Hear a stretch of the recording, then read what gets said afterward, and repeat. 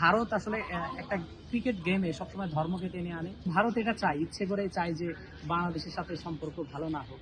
অর্থের যোগানদাতা হচ্ছে মানে জুয়ার মাধ্যমে। দাদাগিরি আসলে আইসিসিতে সম্ভব, বাট ফিফাতে এই দাদাগিরি সম্ভব হয় না। আজকে আন্ডার-19 যে বিশ্বকাপের প্রথম ম্যাচ, বাংলাদেশের প্রথম ম্যাচ, সেই ম্যাচে আসলে যেটি হয়েছে, আপনি যেটি বললেন যে হাত মেলানোর ইস্যুটা, এই ইস্যুটা কিন্তু আসলে ভারতের কাছ থেকেই শুরুতে আসে।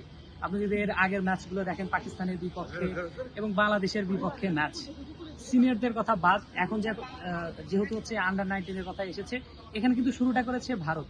অর্থাৎ ভারত আসলে একটা ক্রিকেট গেমে সবসময় ধর্মকে টেনে আনে এবং দুই দেশের ক্রিকেটের বাইরে যে জিনিসগুলো থাকে সেগুলো আসলে তারা টেনে নিয়ে এসে একটা নোংরামি করার চেষ্টা করে। সেটি কিন্তু আজকের খেলায় হয়েছে।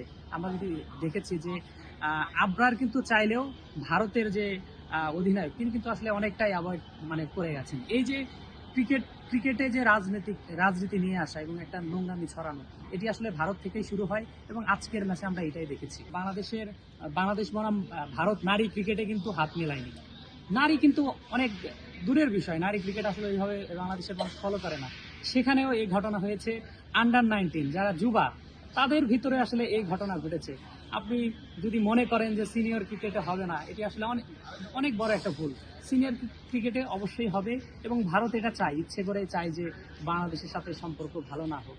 খেলার বাইরে যত নেতিবাচক ঘটনা হয়, খেলাকে কেন্দ্র করে ভুল ডিসিশন দেওয়া, যত নেতিবাচক ঘটনা আছে, সবগুলোর সূত্রপাত এই ভারত থেকেই আসে।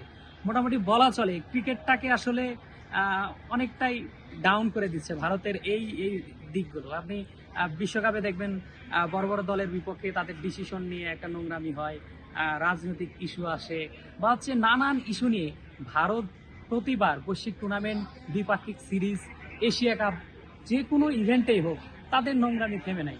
এটি আমার ওপিনিয়ন। যেমন আইসিসিতে আমি যদি ভুল না করি, 7% রেভিনিউ যেটা, এটি আসলে ভারত থেকে আসে। ভারতের একটা বড় ফ্যান বেজ আছে।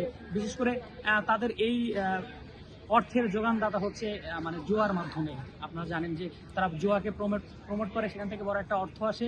সেখান থেকে আইপিএলে জমজমাট একটা আইপিএল তারা আইপিএল চালায়, বড় বড় খেলোয়াড়কে আসলে টাকা দিয়ে থাকে, আইপিএল জমজমাট করে। এবং এই যে জুয়ার টাকা বা হচ্ছে যেই টাকাই বলেন, তারা হচ্ছে টাকার বিনিময়ে সবাইকে কিনতে চায়। বাট বাফুফের ফুটবলের কথা বললেন, ফুটবলের যে সংস্থা ফিফা আসলে এখানে এসব চলে না। এর আগে আপনি দেখেছেন কিনা যে ভারতীয় ফুটবল দল কিন্তু ব্যান হয়েছিল ছোট কারণে। এরকম দাদাগিরি আসলে আইসিসিতে সম্ভব, বাট ফিফাতে এই দাদাগিরি সম্ভব হয় না, কারণ সেখানে অনেক রুলস রেগুলেশন আছে এবং সেখানে 0% টলারেন্স।